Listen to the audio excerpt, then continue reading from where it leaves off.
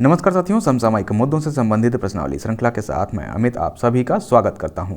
आज है 16 मई 2020 और आज के हमारे प्रश्न किन मुद्दों पर आधारित होंगे, आइए सबसे पहले एक नजर डालते हैं। पहले प्रश्न में हम बात करेंगे उद्यमों को कुछ राहत पैकेज अलॉट किया गया है, इस पर जानेंगे। दूसरे प्रश्न में आई फील यू ब्रेसलेट के बारे में जानेंगे कि किस देश ने इसे डेवलप किया है। होप पोर्टल के बारे में बात करेंगे तीसरे प्रश्न में। पीएम केयर्स फंड ट्रस्ट के आवंटन पे हम बात करने वाले हैं चौथे प्रश्न में। पांचवा प्रश्न आधारित होगा वैश्विक ऊर्जा संक्रमण सूचकांक 2020 पर। सुंदरम वेंटागो क्या चीज है, इसके बारे में हम बात करेंगे छठे प्रश्न में। सातवें प्रश्न में हम जानेंगे कि एडीबी द्वारा भारत को ऋण की मंजूरी दी गई है, वो कितने की दी गई है। आठवां प्रश्न आधारित होगा भारतीय पुरातत्व सर्वेक्षण के नए महानिदेशक पर।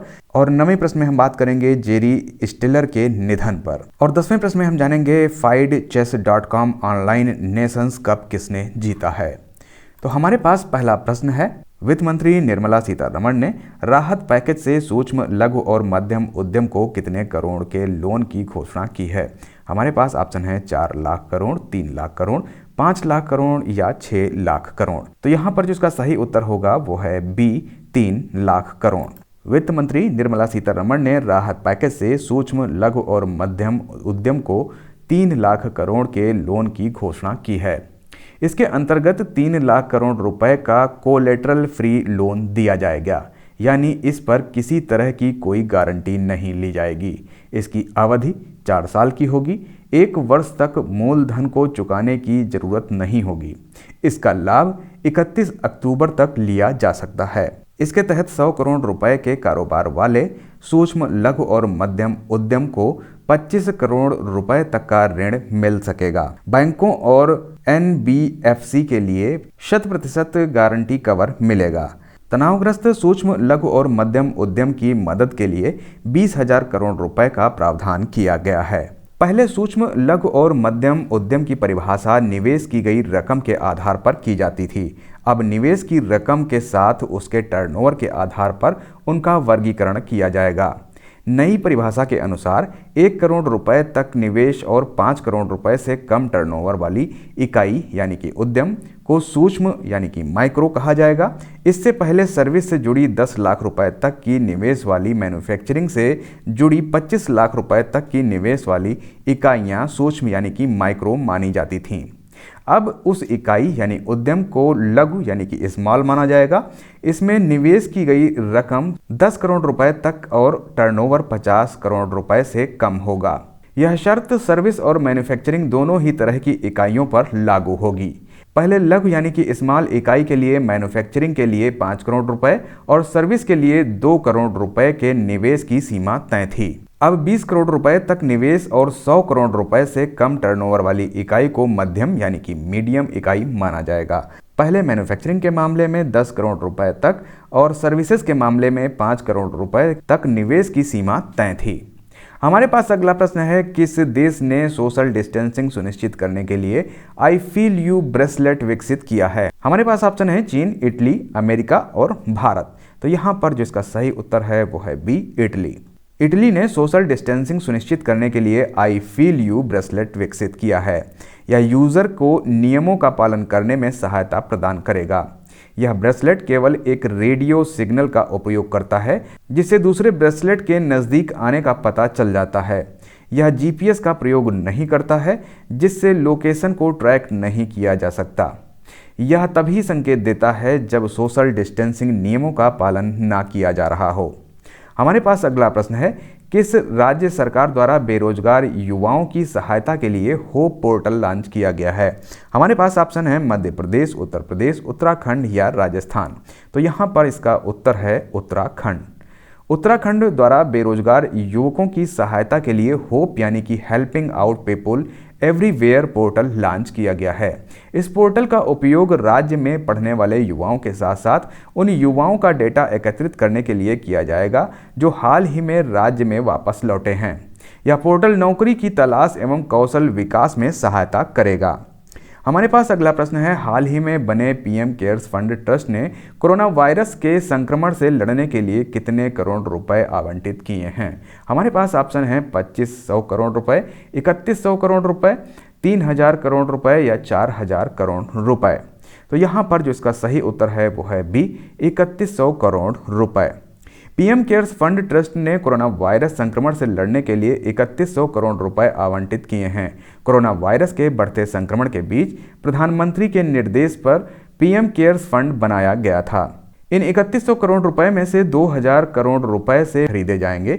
साथ ही उनमें से 100 करोड़ रुपए प्रवासी मजदूरों पर खर्च किए जाएंगे। इसके अलावा लगभग 100 करोड़ रुपए वैक्सीन बनाने के लिए दिए जाएंगे। हमारे पास अगला प्रश्न है, विश्व आर्थिक मंच के वैश्विक ऊर्जा संक्रमण सूचकांक 2020 में भारत को कौन सा स्थान प्राप्त हुआ है। हमारे पास ऑप्शन है 75वां, 74वां, 70वां या 60वां।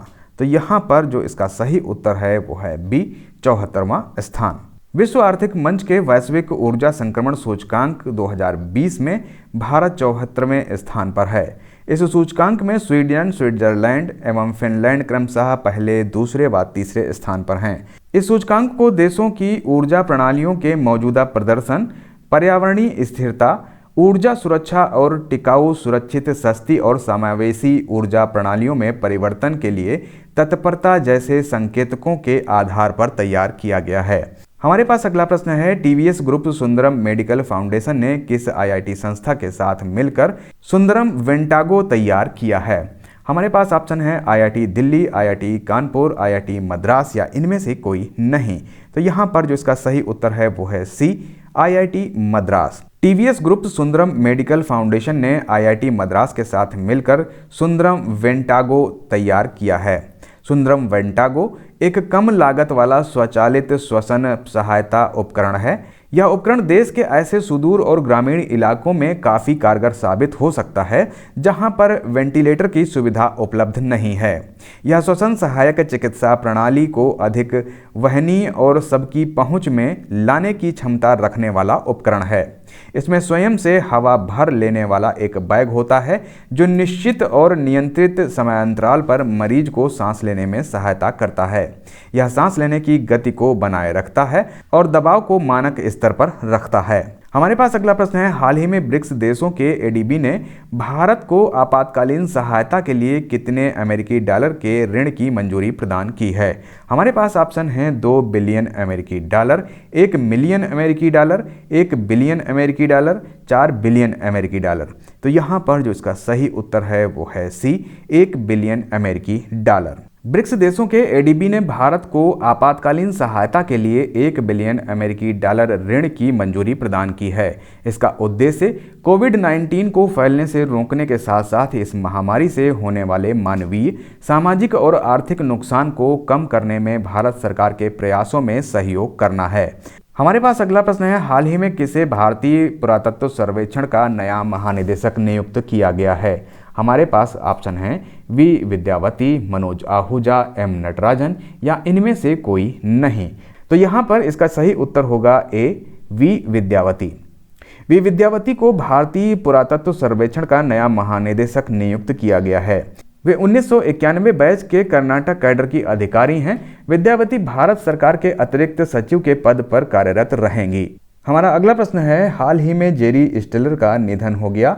वे प्रसिद्ध थे गायक, कॉमेडियन, लेखक या इनमें से कोई नहीं। तो यहाँ पर इसका जो सही उत्तर है वो है बी, कॉमेडियन। प्रसिद्ध कॉमेडियन अमेरिकी जेरी स्टिलर का अभी हाल ही में निधन हो गया। उन्हें टीवी के सीनफील्ड में जॉर्ज कास्टेजा के पिता की भूमिका के लिए जाना जाता है। हमारे पास अगला प्रश्न है, किस देश ने FIDECHESS.com ऑनलाइन नेशंस कप जीता है। हमारे पास ऑप्शन है अमेरिका, चीन, फ्रांस या इनमें से कोई नहीं। तो यहाँ पर जो इसका सही उत्तर है वो है बी, चीन। चीन ने FIDECHESS.com ऑनलाइन नेशंस कप जीता है। चीन द्वारा अमेरिका के साथ खेला गया फाइनल मुकाबला 2-2 के ड्रा पर समाप्त हुआ। राउंड रॉबिन स्टेज की अंक तालिका में शीर्ष पर रहने के कारण चीन को विजेता घोषित किया गया। इस टूर्नामेंट में भारत 5वें स्थान पर रहा। तो ये थे आज के हमारे समसामयिक मुद्दों से संबंधित 10 प्रश्न। मिलते हैं कल नए 10 प्रश्नों की श्रृंखला के साथ। तब तक के लिए मुझे दीजिए इजाजत। नमस्कार, धन्यवाद।